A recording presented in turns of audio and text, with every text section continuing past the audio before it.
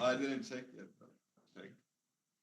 Everyone, welcome to this press conference. First of all, congratulations for your victory, NRG. Now we are going to start with some Hello. questions. Hello. Sorry. Oh, yeah, it's fine. Now we are going to start with some questions. On the call, Ravish, you have the first question. Awesome. All right, cool. Hey, what's up, guys? It's Rav from Ravish here from Mene. Real quick, wanted to talk first. Congrats to the win. Absolutely dominant dub. That was crazy. Want to toss this over to Mater real quick. Yo, Adam, this is something more lighthearted. I want to ask, how has being this tall impeded your life? Do you see any negatives in it? Because I only see positives personally. Sometimes you hit your head on the ceiling when you're like walking through a tight doorway.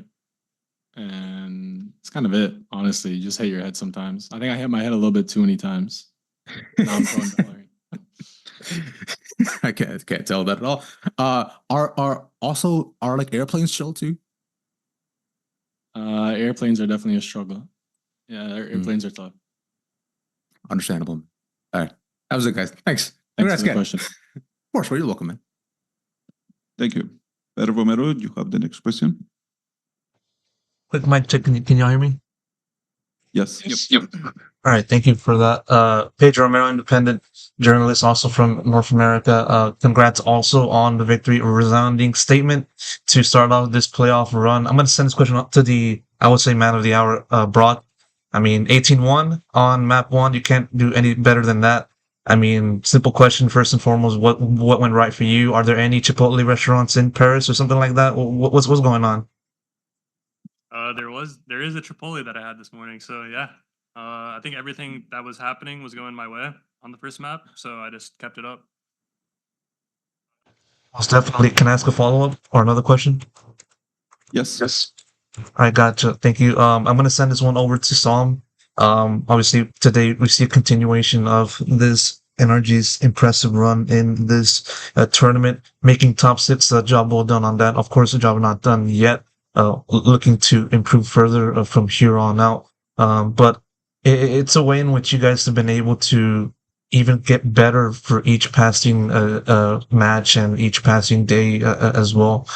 So my question goes out to you in the sense of how much has your confidence and also that of the rest of the team has grown with each passing match in this champions, and how much said mentality has been helping you guys compete in a very good level on top of just having to just play well on the server. Yeah, I'm gonna have to give this one probably to Strong and Bonk. From the very beginning of champs, most of our matches versus EDG and DRX were super close. Even though we came out on top, we learned a lot from them. So going into playoffs, we had things to work on, and I think Strong and Bonk set us up really well for playoffs. And even probably after this win, we'll probably learn a thing or two. So going into the next match, we'll be even better.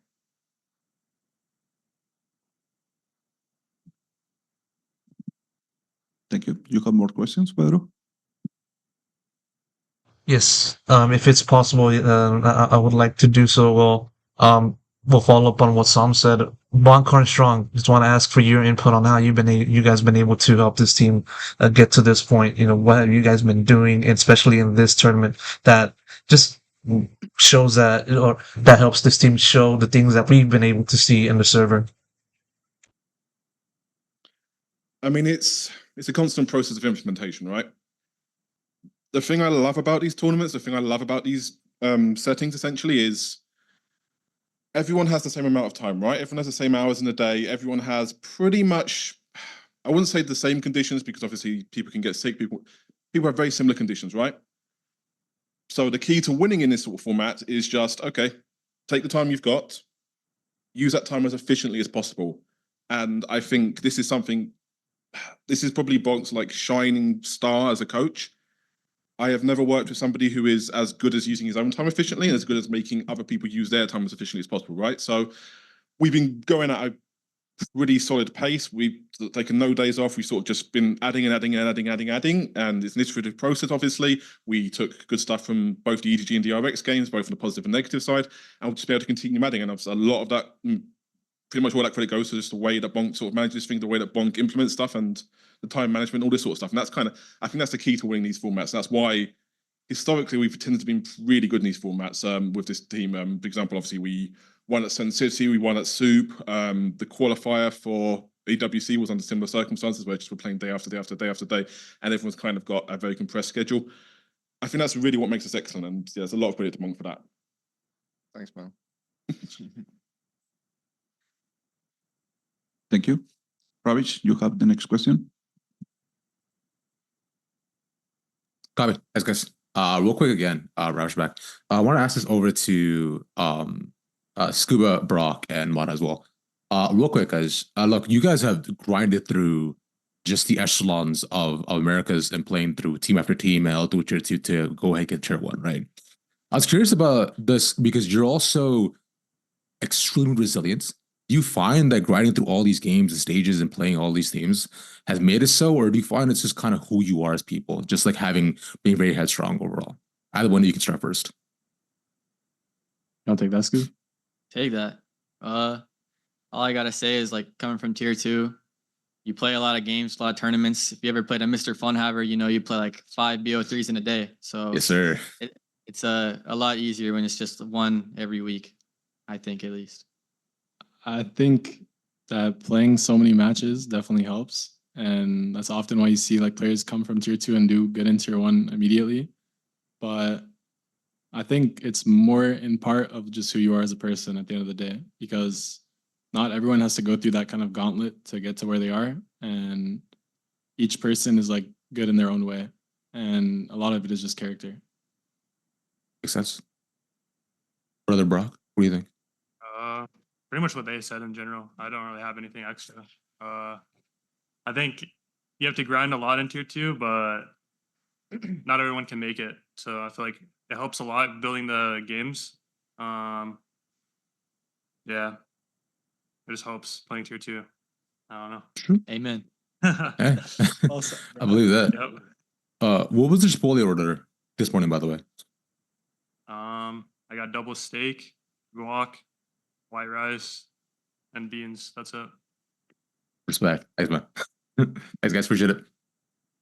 Thank you. Now we are going to take some questions here in the room. Solera.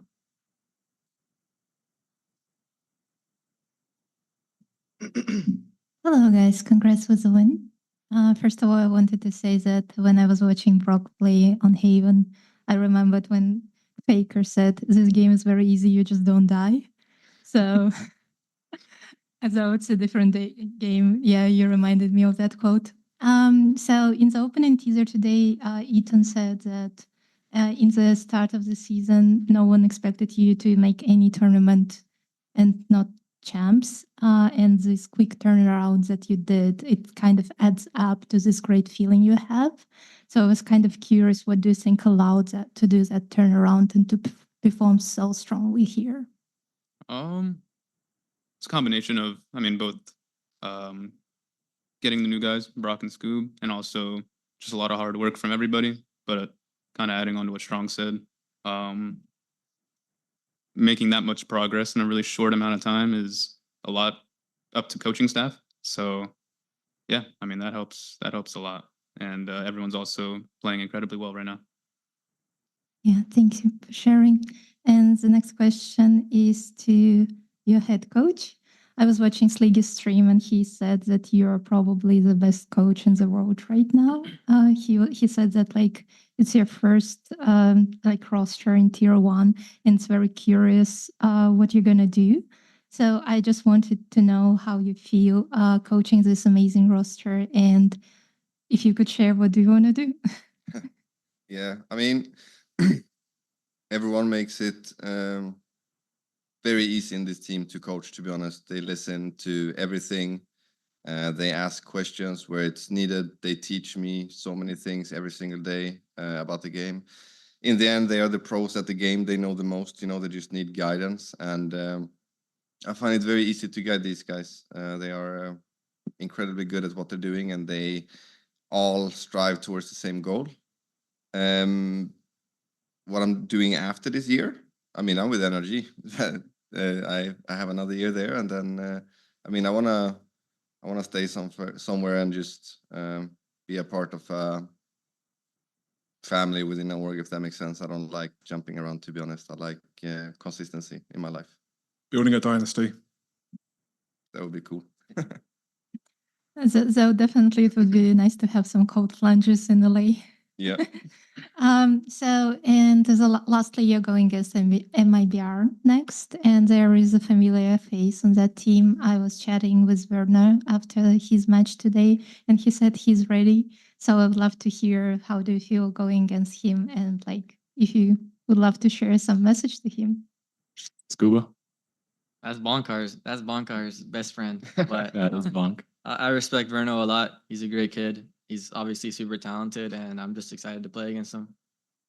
Okay, it's gonna be exciting match for sure. Good luck, guys. Thank you. Thank you. Thank you. Now we have 2 more questions in the call. Pedro? I want to ask real quick about GIANTX and just having to prepare for them. So I'm going to send this question over to Ethan. Obviously, with you guys being so dominant today, what were some of the points that you guys looked at in terms of preparation that you felt gave you guys the edge in the lead up to this match, and also like how does this team compare to like all the other matches that you played so far in this competition? I mean, we expected honestly a much more difficult match. I think we both kind of came into the tournaments with very similar expectations. So us both making it this far, we all expected a complete grind for that game. Luckily for us, it was much easier. But prep wise, I mean, just do the same thing we do versus every other team. We're very confident in ourselves and what we need to do. And today we executed it very, very well. So that's why the scoreline ended up being what it was. Appreciate that. And the last question I have is for Sam. Comparing how NRG fared in the beginning of the year, and looking at how where you guys are at right now, and given the preseason expectations, in a way, this team has been able to reach said point. Had to go through a pretty rocky road to get here, but nonetheless, I digress. How do you look at the season so far, and just having to progress and go through plenty of obstacles along the way to get to where you are right now, and with a pretty decent chance of doing well in this competition? Yeah, I don't really think too much about the past. I like to live in the present and look forward. But yeah, this year's been pretty rough. I think we've had a lot of ups during the off season and a lot of downs during the actual split 1 and a little bit of split 2. But I think overall everything happens for a reason, and I think our team now is peaking at a good time. So moving forward, it's just day by day for us. Thank you. With this question, we conclude this press conference. Thank you, NRG, for being here with us. Thank you. Thank you. Thank you, guys. Thank you.